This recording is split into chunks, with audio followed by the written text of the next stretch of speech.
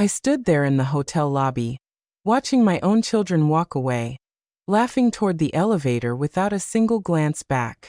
Monica, my daughter-in-law, had said something about finally being free of the burden. And they had all laughed. They didn't know I had heard every word.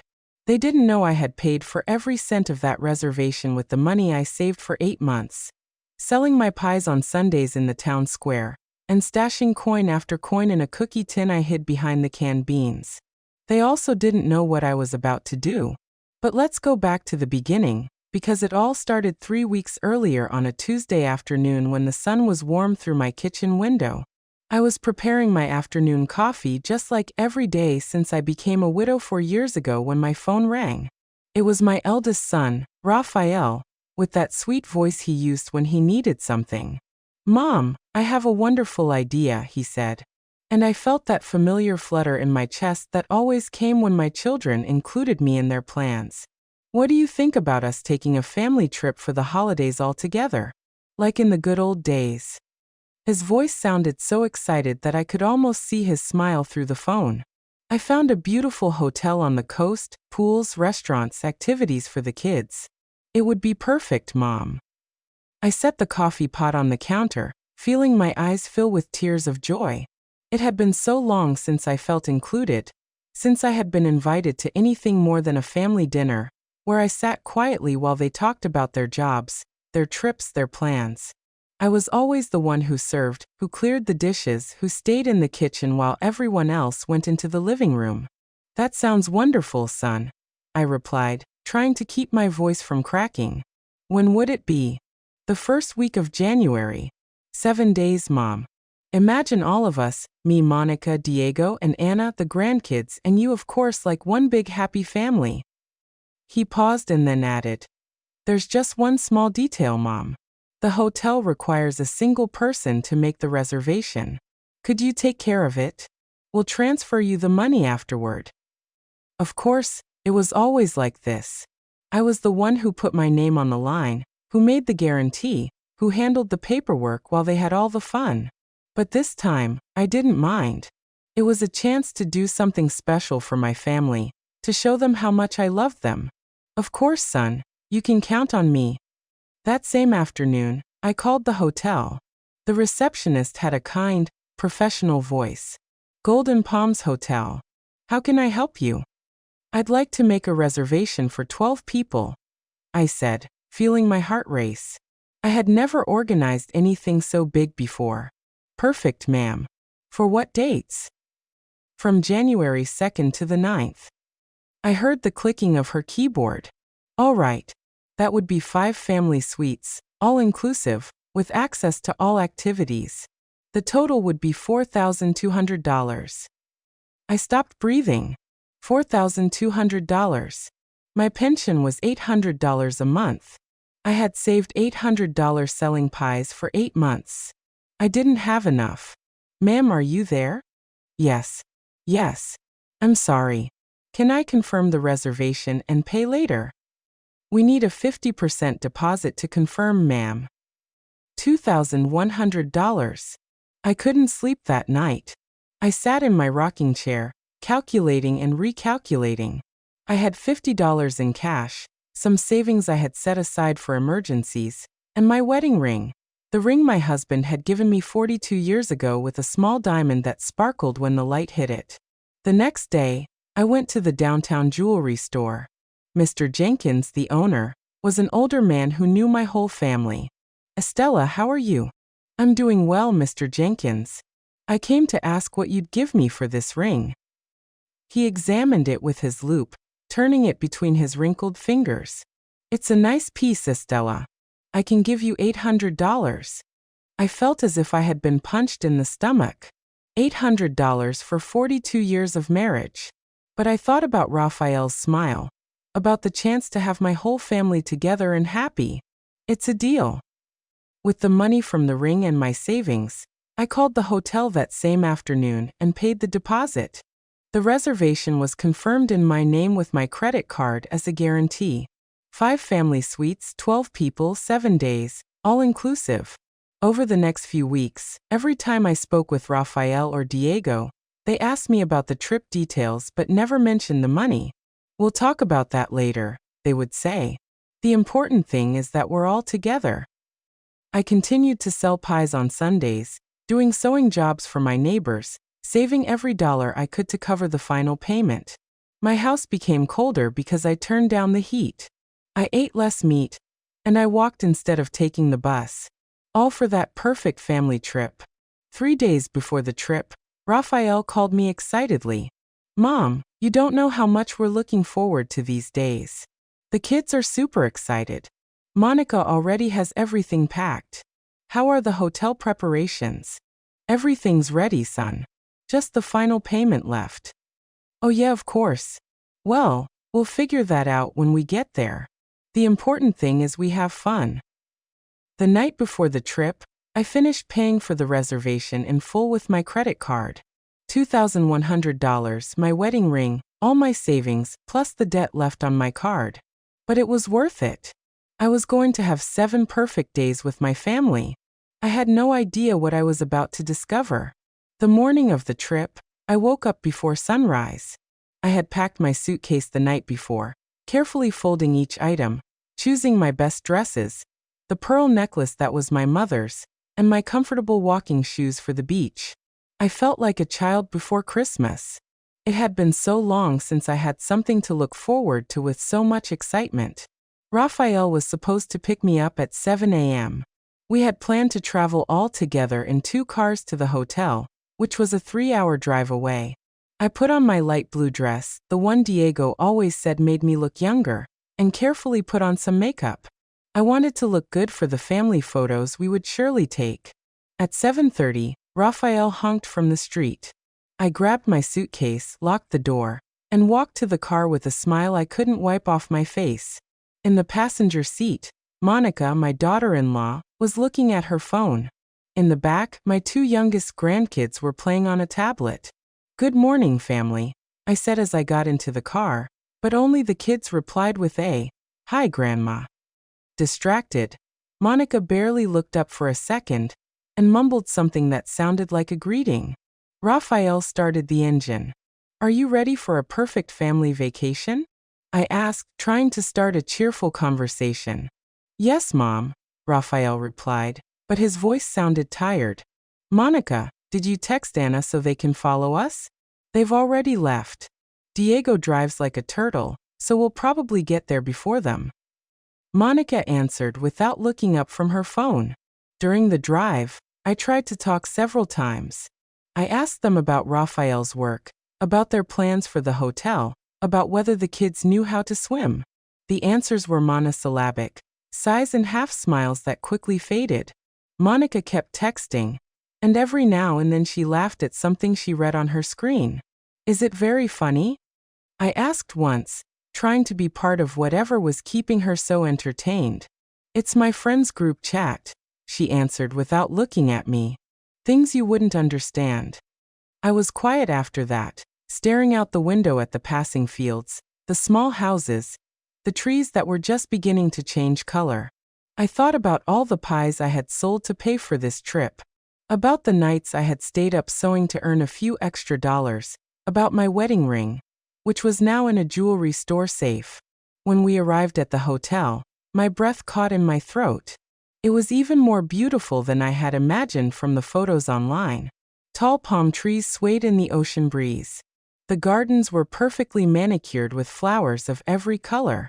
The white facade of the building gleamed under the midday sun. The entrance had water fountains that made a relaxing sound, and I could hear the ocean in the distance. "What a beautiful place!" I exclaimed, feeling my chest swell with happiness. "I can't believe we're here." The kids jumped out of the car, excited, and ran toward the entrance. Raphael and Monica began to take the suitcases out of the trunk.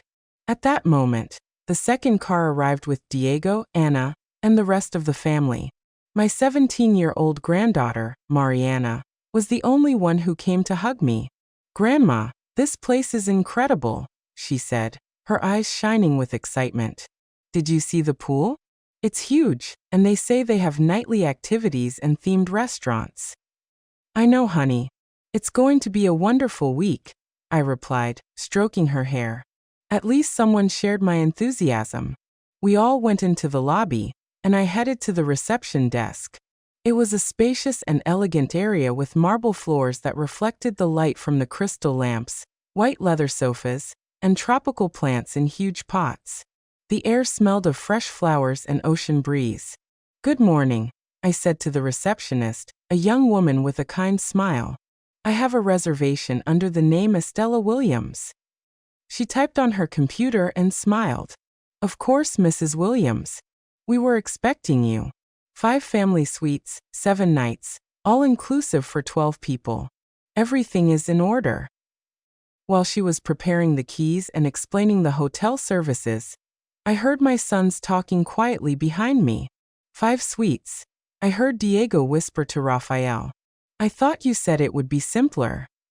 "Mom organized everything," Rafael replied. "We'll figure out how to split the costs later." The receptionist handed me the keys on elegant keychains shaped like a palm tree. The suites are on the 3rd floor, all with an ocean view. Breakfast is served from 6 to 10 a.m. in the main restaurant. Lunch from 12 to 3 p.m. and dinner from 6 to 10 p.m. You also have full access to the spa, the pools, sports activities, and nightly entertainment. "How wonderful!" I exclaimed, feeling my heart beat with excitement. "Did you hear that, kids? We have access to everything." But when I turned around to share my joy with the family, I froze. There was no one there. Rafael, Diego, Monica, Anna, and all the grandkids had disappeared. Only Mariana was left, looking at me with a strange expression on her face. "Where did everyone go?"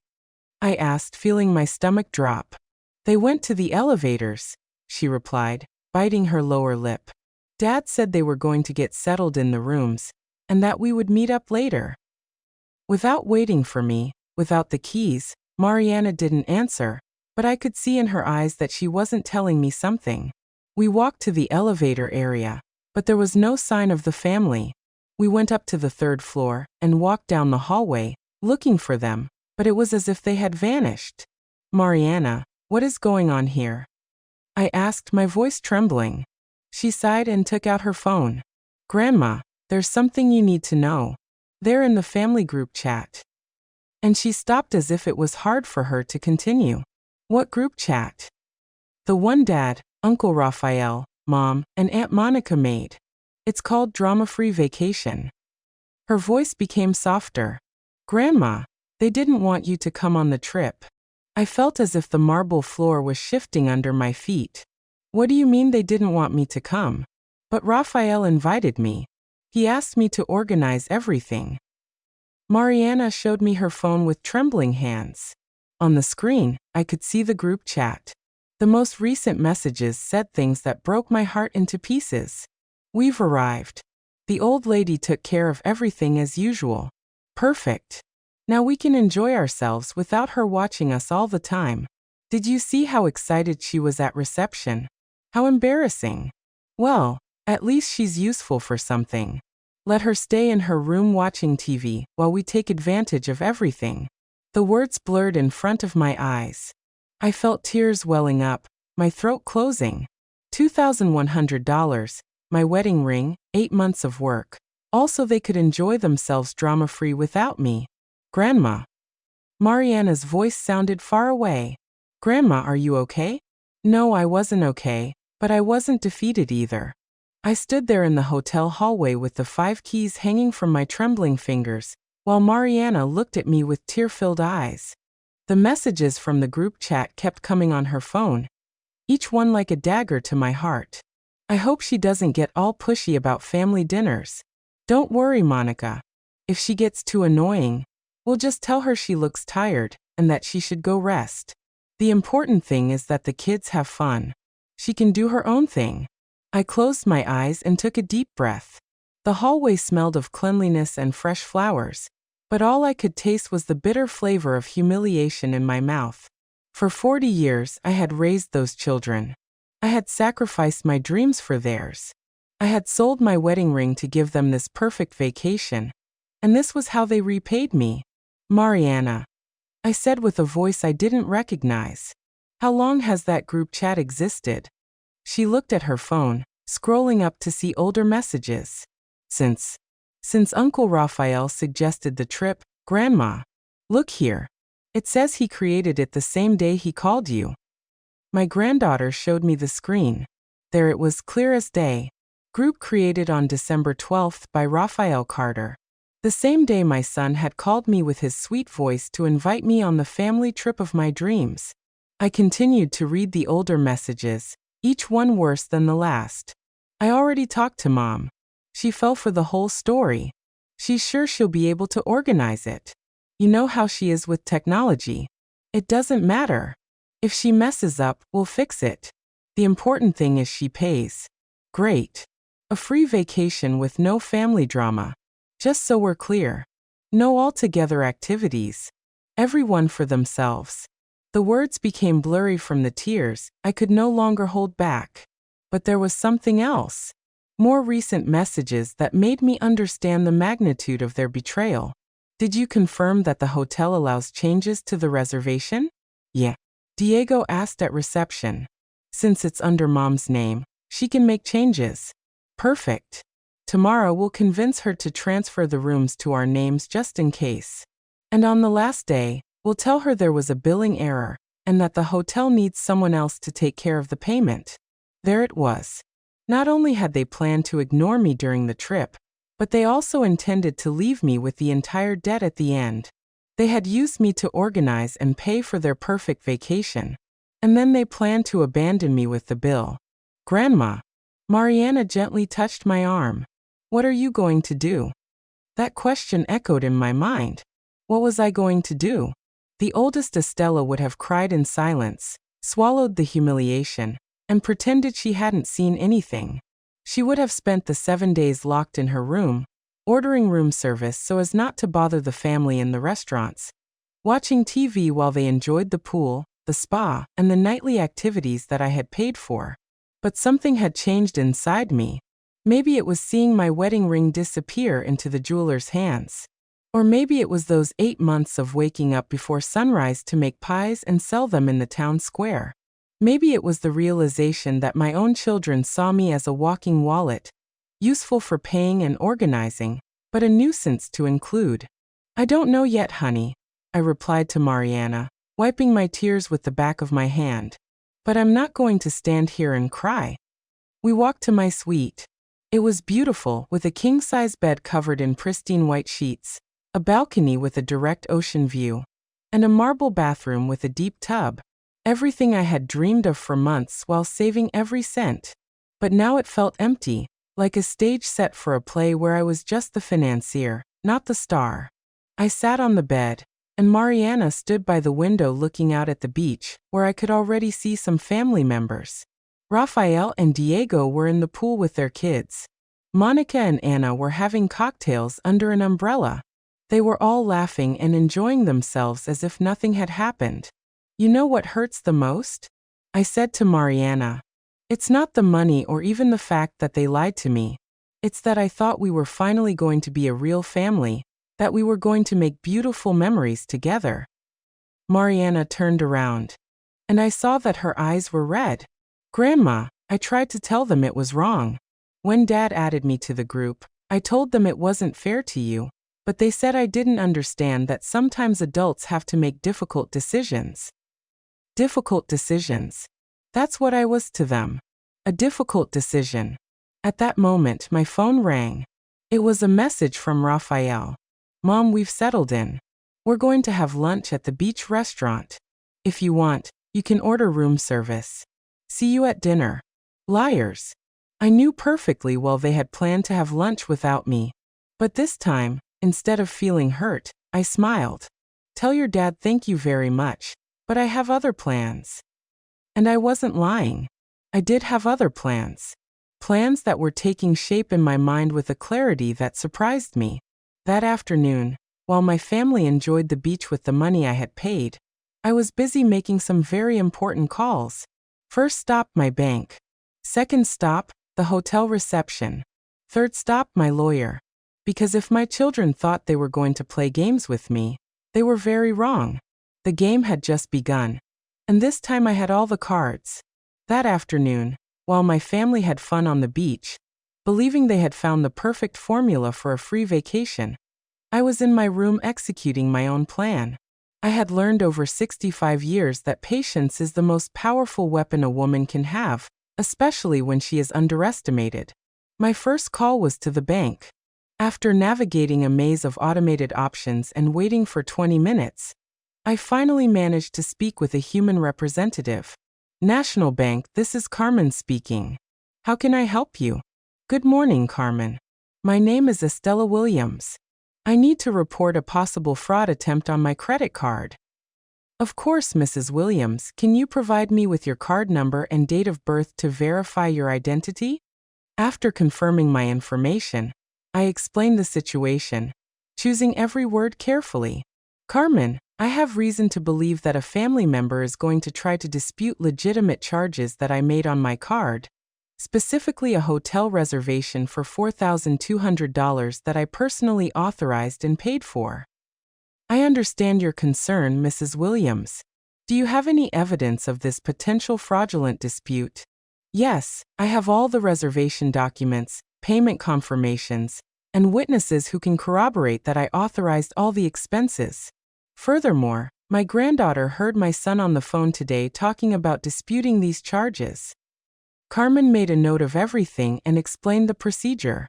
I'm going to place a protection note on your account, Mrs. Williams. If anyone tries to dispute these charges, an automatic investigation will be triggered, which will require substantial evidence of actual fraud. And in the meantime, the charges will remain valid until proven otherwise. I'm also going to email you a form to document everything related to this potential family fraud attempt. After hanging up with the bank, I felt as though I had won the first battle of a war that had just begun, but I needed more ammunition. My second call was to the hotel reception. Good afternoon. Could I please speak with the manager? 5 minutes later, a man with a kind voice introduced himself. Mrs. Williams, I'm Miguel Anderson, the hotel manager. The receptionist tells me you wanted to speak with me. Yes, Mr. Anderson. I have a delicate family situation, and I need to make sure certain information is officially registered. I explained that I had paid for the full reservation as a surprise for my family, but had discovered they planned to dispute the charges fraudulently. I understand perfectly, Mrs. Williams. Unfortunately, this is not the first time we've seen these family situations. What would you like us to do? First, I need you to confirm in writing that I am the only holder of the reservation, and that I paid for everything voluntarily. Second, if anyone in my family tries to make changes without my presence, I want you to contact me immediately. Of course, ma'am, I will send an official letter confirming all the details of your reservation and payment. I am also going to instruct all the reception staff about the situation. One more thing, Mr. Anderson. Would it be possible to schedule a meeting for tomorrow morning? I think I might need to make some changes to the reservation. Of course. Is 9 a.m. a good time for you? Perfect. My third call was the most important.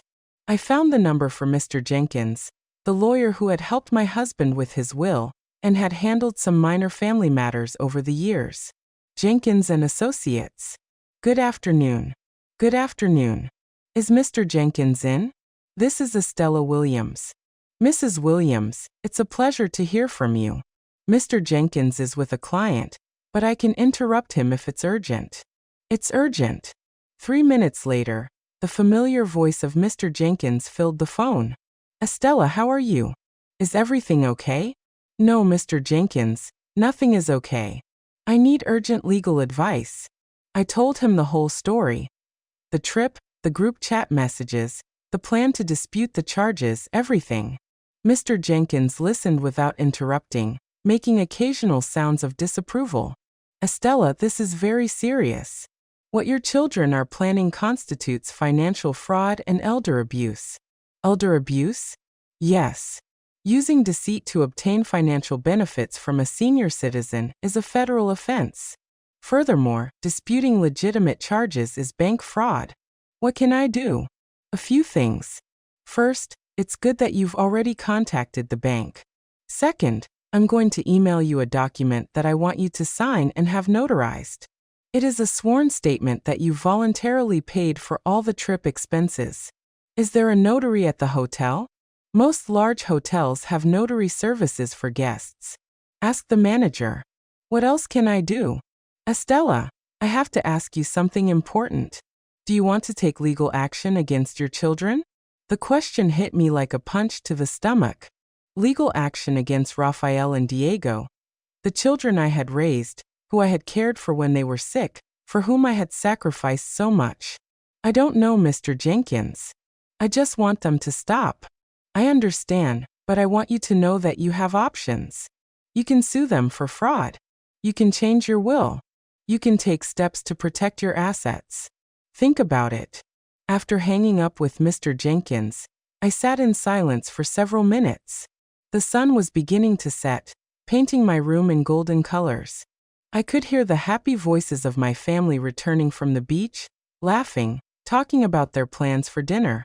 At 6:30, someone knocked on my door. It was Rafael. Hey, Mom. How was your afternoon? Very productive, son. Productive? What did you do? Important calls, paperwork, adult stuff. I saw his smile become a little forced. Mom, speaking of paperwork, Diego and I were thinking that maybe it would be easier if we handled some of the hotel details, so you don't have to worry about anything. There it was, the first official move of their plan. What kind of details? Well, the keys to the other rooms, for example, just in case there's an emergency and we need access. What kind of emergency would require you to have access to rooms that aren't yours? Rafael seemed taken aback by the direct question. I don't know, Mom. We just thought it would be more practical. Rafael, I said in the calmest voice I could muster. I'm 65 years old, not 95. I can handle the keys to the rooms just fine. Of course, Mom. I didn't mean you couldn't. I just thought that. What did you think exactly? I watched him get nervous, searching for the right words to manipulate the situation without sounding too obvious. Nothing, Mom. Forget it. Are you coming to dinner? Of course. It's my money paying for that dinner, isn't it? The question caught him by surprise. Your money? Whose money else would it be, Rafael? No, of course you're right. We'll split everything at the end of the trip like we talked about. When did we talk about that exactly? Did we ever agree that this would be a shared expense? Mom, I don't understand why you're asking these questions. I got up and walked to the door. Let's go to dinner, son. I'm hungry. As we walked to the elevator, I could feel his confusion. His plan required me to be predictable, manageable, to act as I always had, but I was no longer the same woman who had arrived at the hotel 2 days ago. During dinner, I watched my family with new eyes.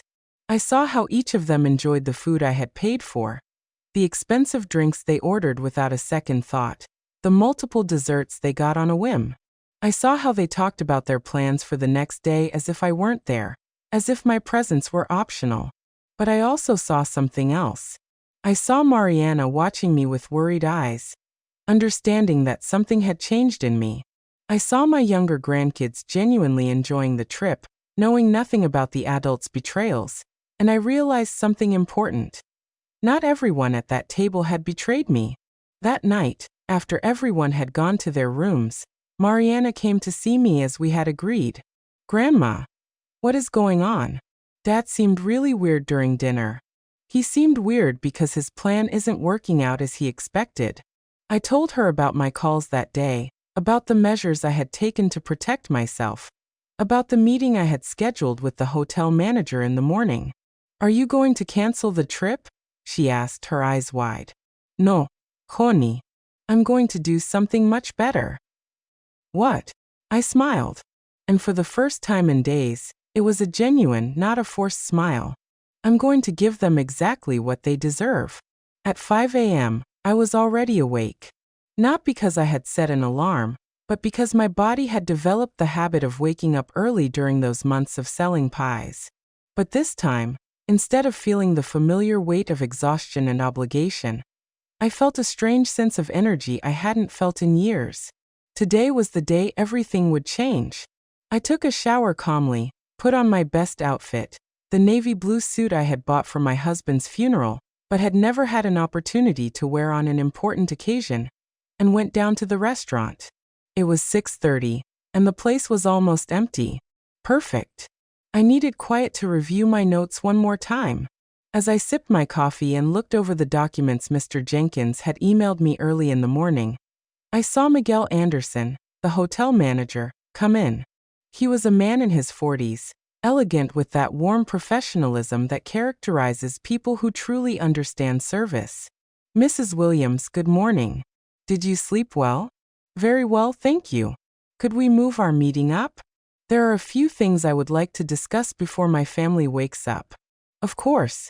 Would you prefer to go to my office?" "Yes, that would be perfect." His office was elegant but cozy with a view of the hotel garden. It had diplomas on the walls, photos of special events, and a coffee pot, which he immediately offered me a cup from.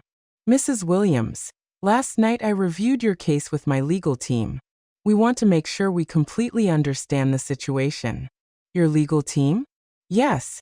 Cases like yours, while unfortunately not rare, require us to follow certain protocols to protect both the guest and the hotel." Miguel opened a folder on his desk. "Allow me to confirm. You paid for the full reservation of $4,200 with your own credit card without coercion as a surprise for your family. Is that correct?" "Completely correct." "And you have evidence that some members of your family plan to dispute these charges fraudulently?" "Yes. My granddaughter heard my son coordinating with the bank." "I understand. I have 2 documents here that I would like you to review." The first document was an official statement from the hotel confirming all the details of my reservation and payment. The second was more interesting, an addendum to the contract that gave me exclusive authority over any aspect of the stay. "What exactly does this mean?" I asked, pointing to the second document. "It means that you, as the person who paid and the holder of the reservation, have absolute control. You can decide who stays and who leaves. You can modify services, and you can even cancel specific rooms if you wish." I felt my heart quicken. "I can cancel specific rooms?" "Absolutely. There are 5 suites reserved under your name. You can keep all 5 or you can cancel 1, 2, 3, or even 4 of them if you wish. And the people in those rooms would have to find alternative accommodation or leave the hotel." The idea began to take shape in my mind with crystal clear clarity. "Miguel, what's the checkout time?"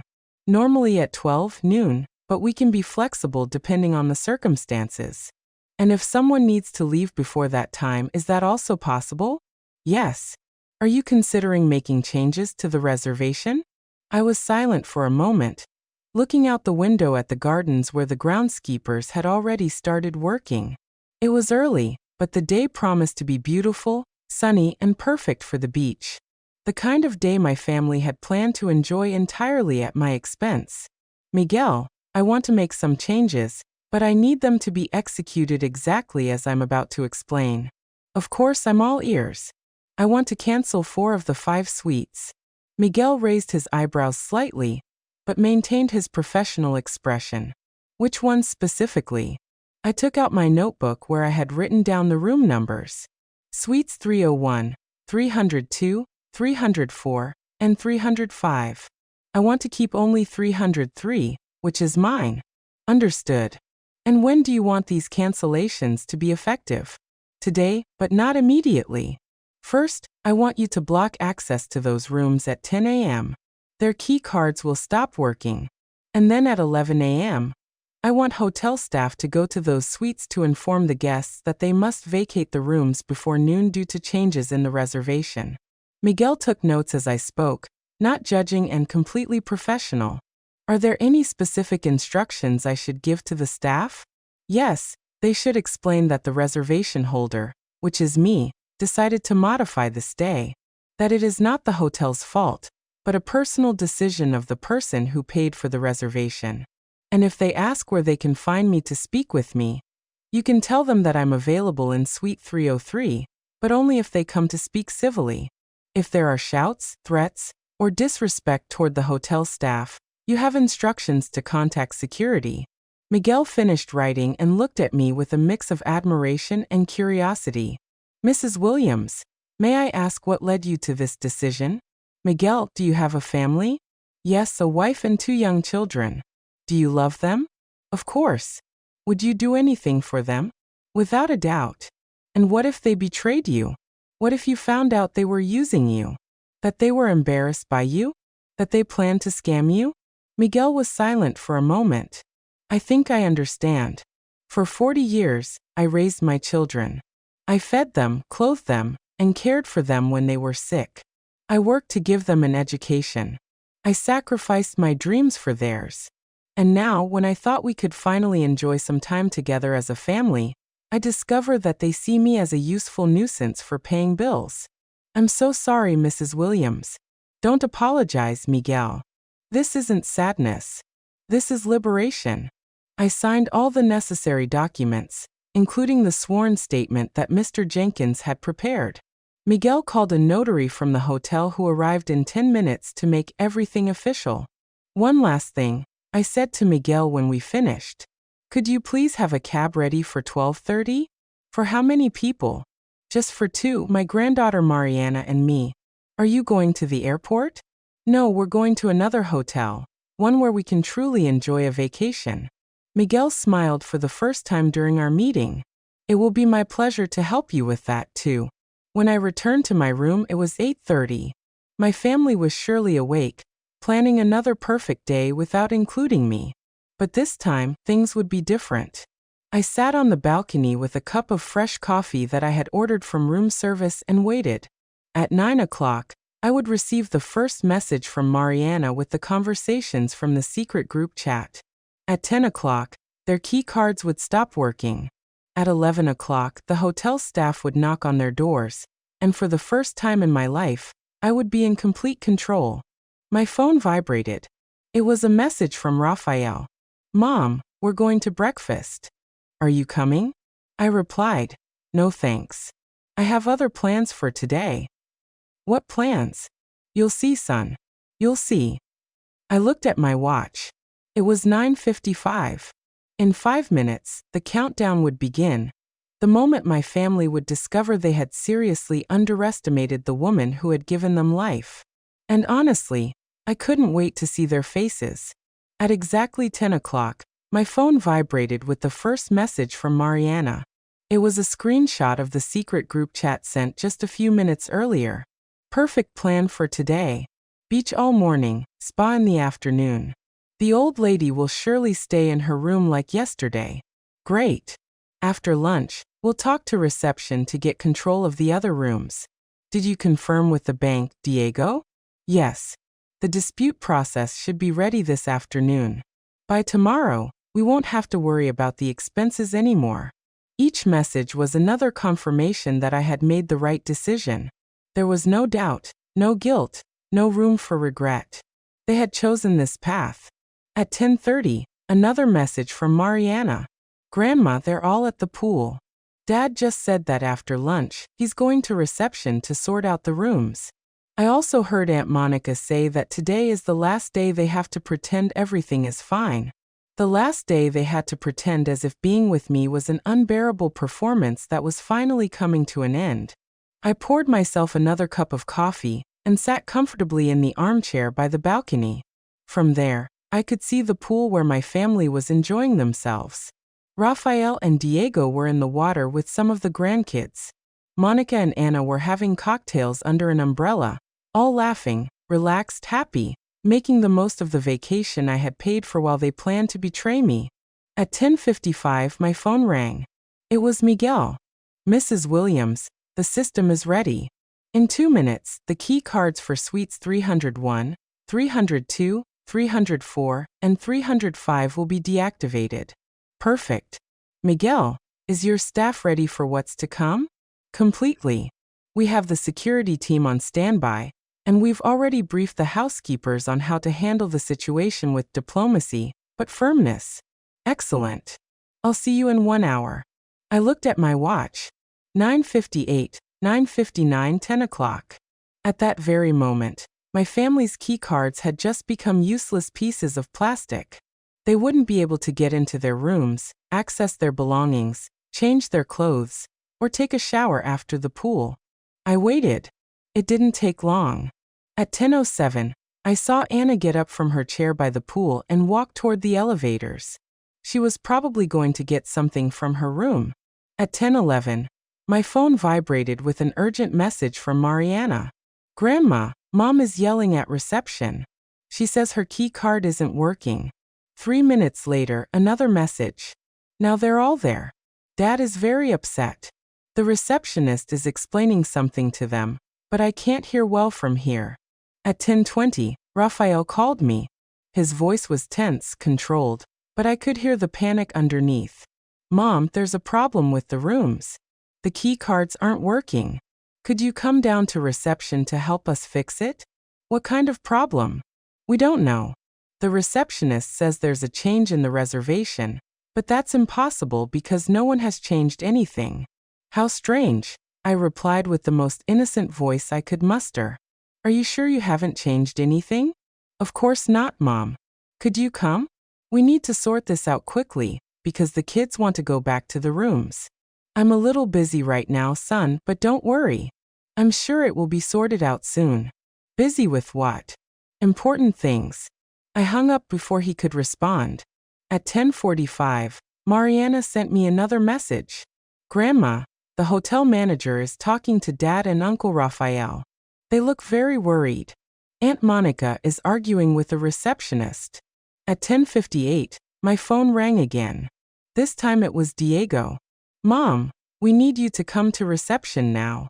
There's a very serious misunderstanding and only you can fix it. What kind of misunderstanding? The hotel says you canceled our rooms. That's ridiculous, right? Tell them it's a mistake.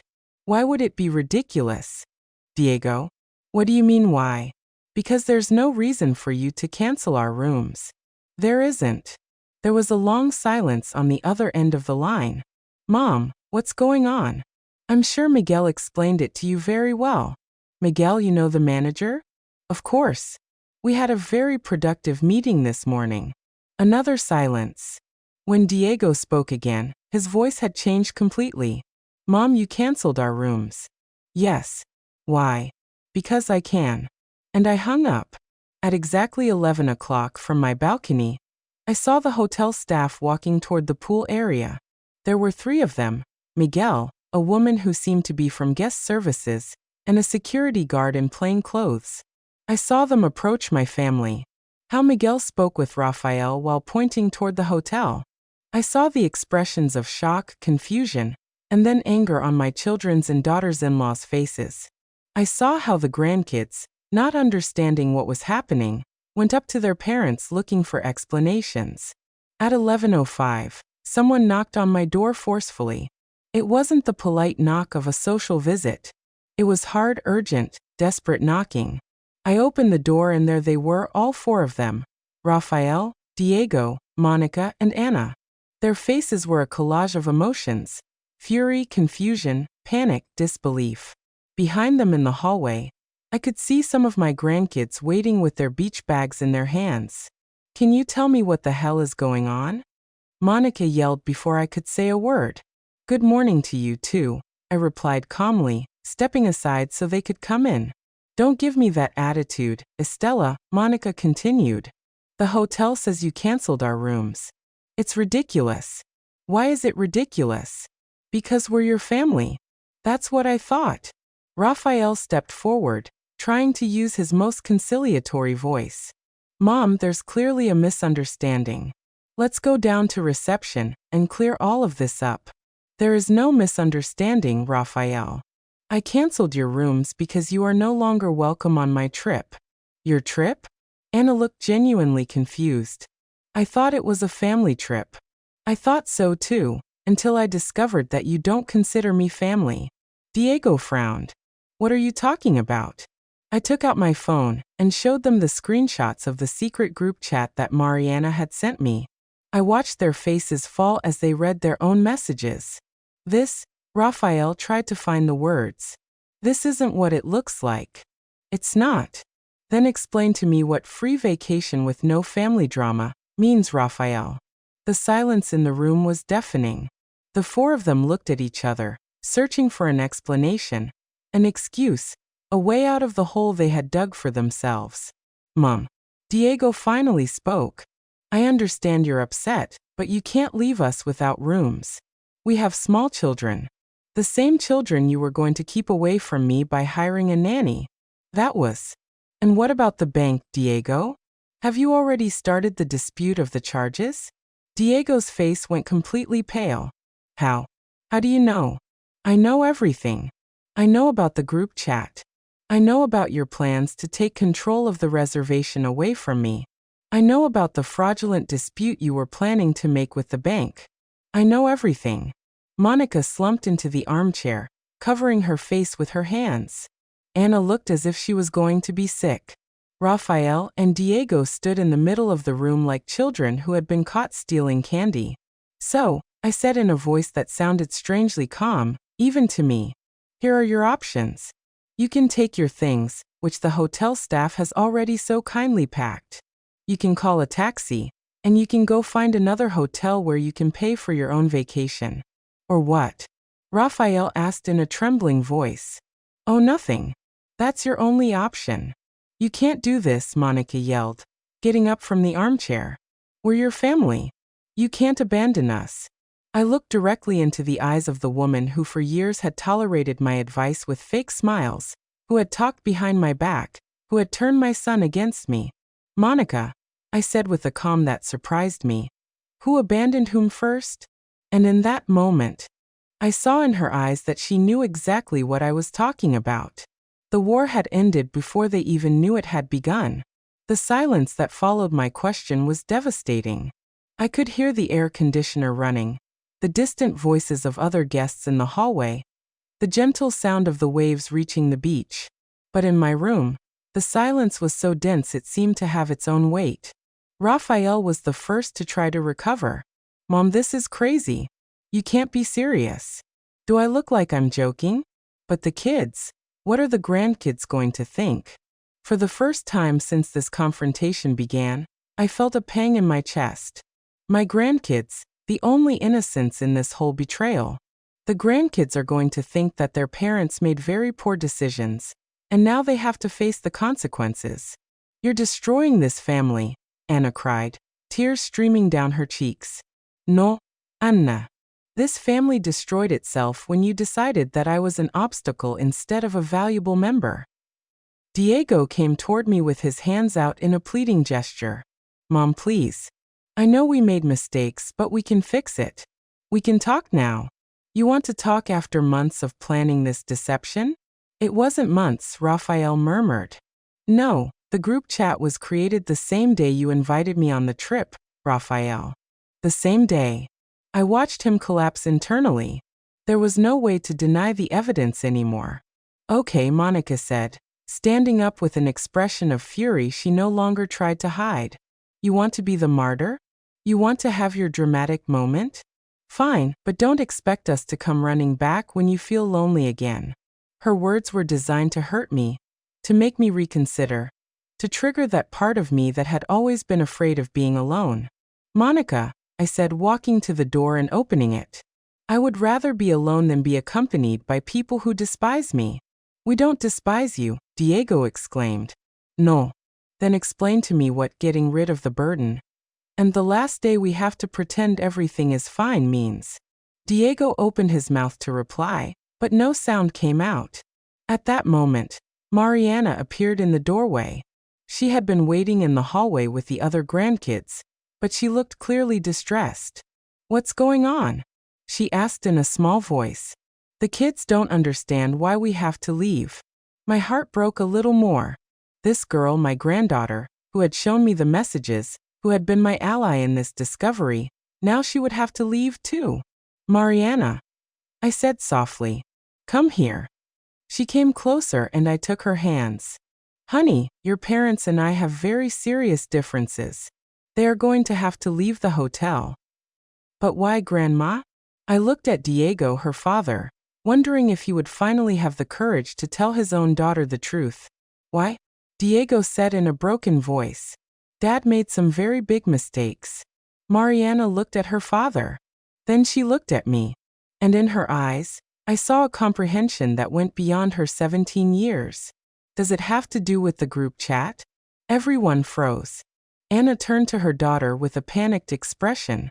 What do you know about that? I know everything, Mom. I know what you've been saying about Grandma. I know you never wanted her to come on the trip. I know you only used her so she would pay for everything. The silence that followed was different. It was no longer tense with denial. It was heavy with the shame of recognition. Mariana, Anna tried to explain, things aren't as simple as.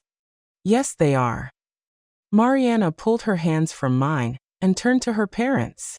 So it's not true that you created a group chat without Grandma to make fun of her. It's not true that you planned to dispute the bank charges so you wouldn't have to pay for anything. It's not true that you hired a nanny so we wouldn't have to spend time with her. Each question was like a slap in the face. I watched my children and daughters-in-law physically shrink under the weight of the words from a teenager who had seen right through their lies. You hurt the only person who has always been there for us, Mariana continued with tears in her eyes but a firm voice. Grandma sold her wedding ring to pay for this trip. Did you know that she sold Grandpa's ring?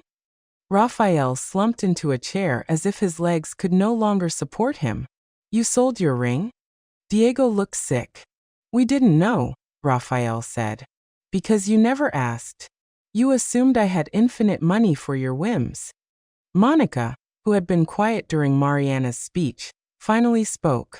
Fine, we'll leave, but this isn't over. Is that a threat? It's a promise. You can't treat your family like this and expect there to be no consequences. Monica, I said, walking toward her until we were face to face. I didn't treat my family badly. My family treated me badly. What's happening now are the consequences of your actions, not mine. Raphael got up from the chair. Mom, please. Can we fix this? Can you? Can you what, Raphael? Erase the messages you wrote? Cancel the fraudulent dispute you started? Give back the respect you took from me? We can apologize. Are you apologizing because you got caught or are you actually sorry? Raphael couldn't answer. Exactly. At that moment, Miguel gently knocked on the open door. Excuse the interruption, Mrs. Williams. The taxi is ready for the family. He looked toward my children. Your belongings are in the lobby. The hotel can help you find alternative accommodation if you need to. Thank you, Miguel. Taxi? Anna asked. Are you leaving too? Yes. Mariana and I are going to another hotel where we can truly enjoy the vacation I deserve. Mariana is going with you? Diego looked genuinely surprised. I looked at my granddaughter, who nodded firmly. Mariana is the only person in this family who treated me with respect and honesty. She's the only one who deserves to share this vacation with me. You can't take our daughter, Anna yelled. I'm not taking her. She's choosing to come with me, Mariana. Diego spoke directly to his daughter. You can't do this. We're your family, Dad. Mariana looked at him with an expression that mixed love and disappointment. Grandma is also our family and you betrayed her. I can't be a part of that. It's only for a few days, I added. After that, she can decide if she wants to go back with you or not. This is kidnapping, Monica muttered. No, I said firmly. This is justice. Raphael came up to me one last time. Mom, if we leave like this, things will never be the same between us. Raphael. I placed my hand on his shoulder, and for a moment, I saw the little boy he had been before he became the man who had chosen to betray me. Things were already never the same. You made sure of that. I picked up my suitcase, which I had packed that morning after my meeting with Miguel. Mariana already had hers ready. Where are you going? Diego asked in a defeated voice. To a place where I can be a grandmother without having to apologize for existing. We walked toward the door. In the hallway, the other grandkids were waiting, confused and sad, not fully understanding what was happening but knowing that something important had been broken. I knelt in front of them. I love you all very much, I said.